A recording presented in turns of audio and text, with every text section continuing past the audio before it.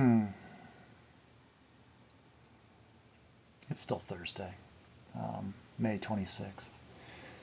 I'm not exactly sure why I'm doing a second installment, but I guess it's a before and after, I guess.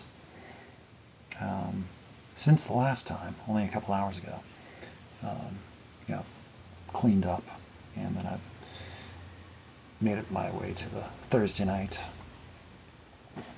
and yeah, to me it's just average, just ordinary, normal.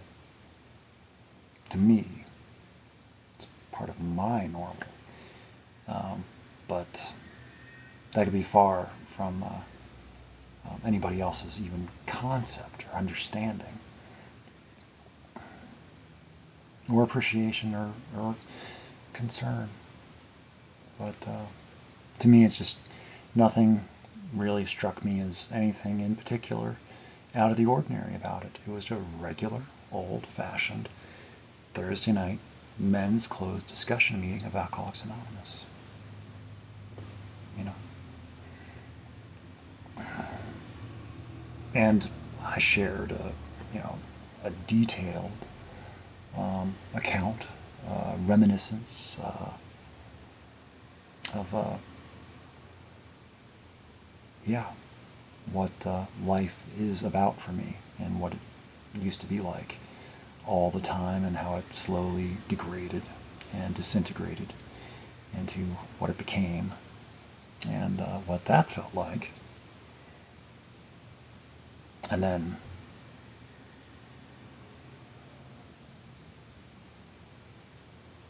and then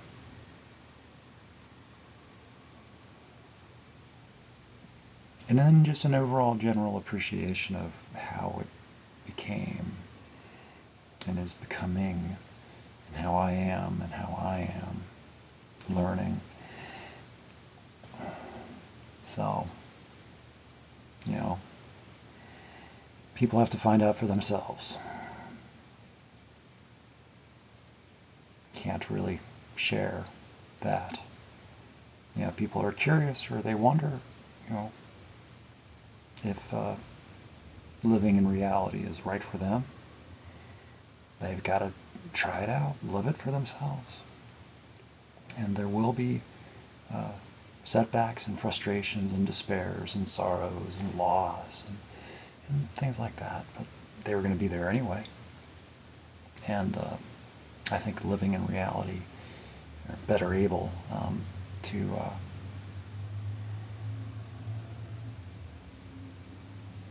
survive. So, and make better choices along the way, and have better problems along the way. Everything's better, just because for me, I've gotten to know myself and what I'm about, and I've gotten to know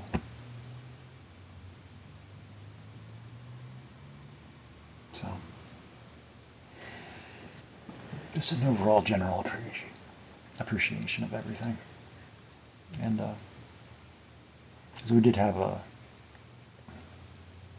somebody show up. They were there last week too, and they actually showed up this week again. But they're part of the work release program, so they are required in part to be showing up at meetings and getting a signature to prove that they were there. But sometimes you get the feeling that people are just there just to get that signature, and that they're not really participating or contributing or looking to actually change or improve their own situation. They're just there to get out of trouble.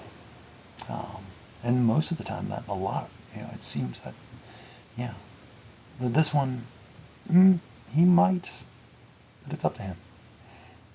And, I guess he's been around. I've noticed he's been around for a couple of years now. And he seems like he's doing okay. So we'll see. And not that anything has nothing to do with me, but I will continue to just be present, and like I know him, I know his name, I know a bit of his story, and kind of what he generally is like as a person. You know, he's safe-ish, but I have no conversation outside of, meetings or anything like that, and I have no desire to. So.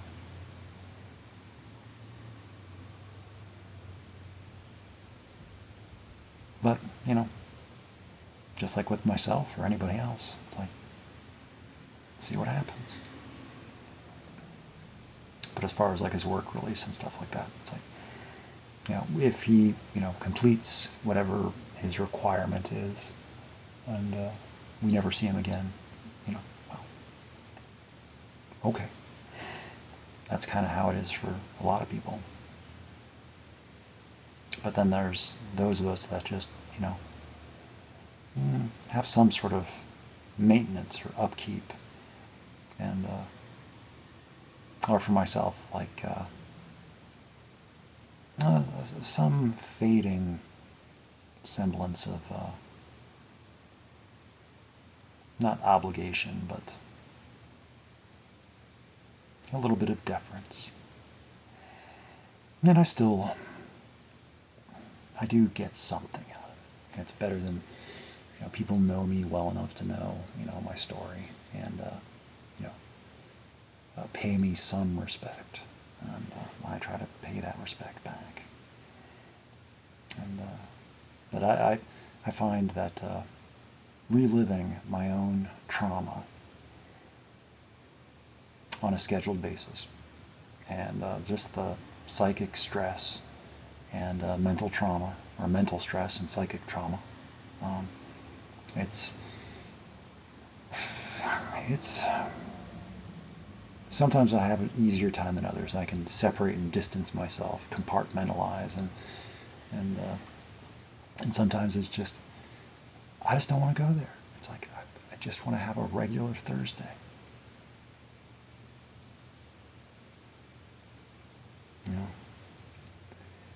Because I don't know. It's like sometimes it's like, am I doing anybody any good? I have to think yes. That even if I'm not doing myself any good, maybe I'm doing somebody else's. Just by being there, just to show that they are not the only one. That I'm there too. So together, we're not alone. So if that's the only thing I'm doing sometimes, then I guess that has to be good enough. Because a lot of times it's like, So some of the meetings I've stopped going to, it's like, I thought I'd be going to them for a long time. And it's like I just have a separation between myself and the people. And it's like, I don't even know who they are. They know who each other are, and they seem to get telling stories about all these people that I never met, never knew about before my time. And it's like I don't have these relationships. I didn't form them. I didn't develop them. I don't want them.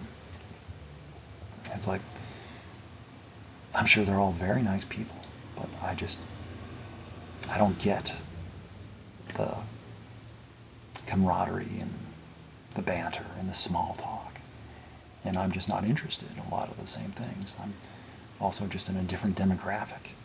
And also, the whole, not that that excuses anything, and I'm sure there's relatability, and it's like, but I just have difficulty just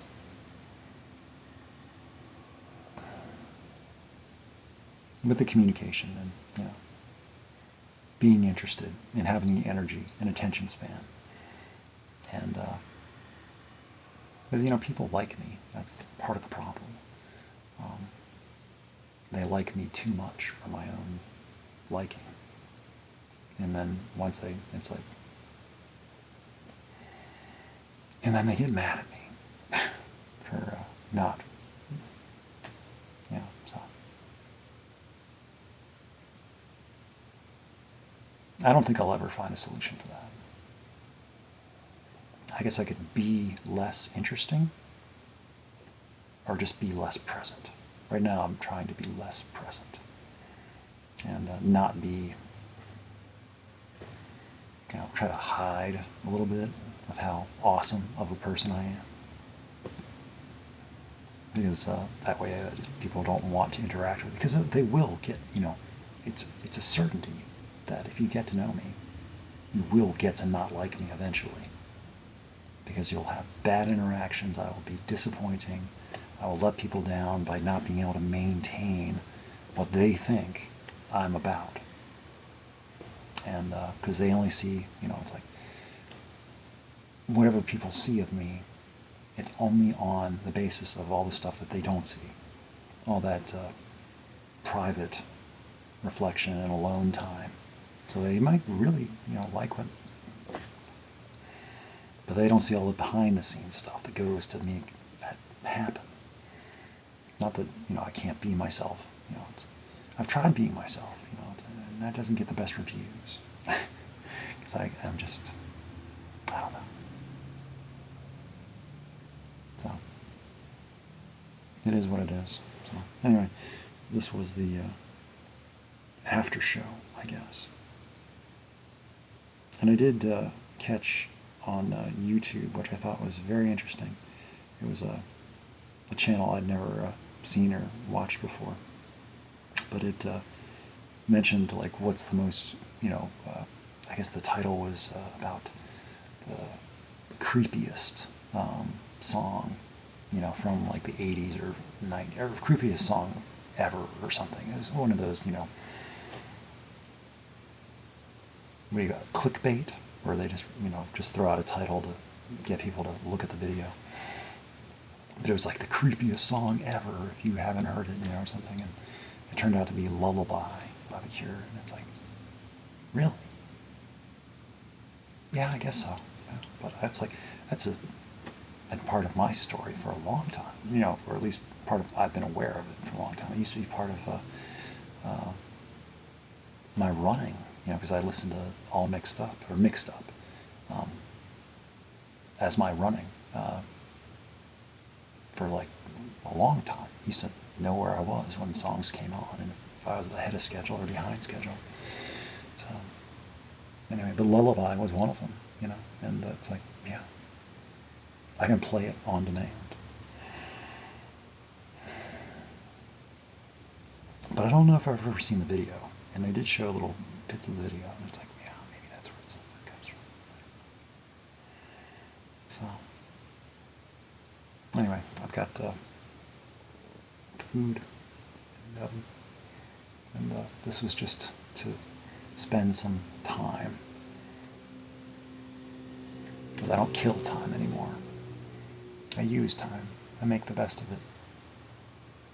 I invest time. Maybe not always correctly, but better than how I used to before. So I still don't know what I'm doing, and I still don't know what's going on, but it turns out that that's okay. So anyway, I guess I should get going.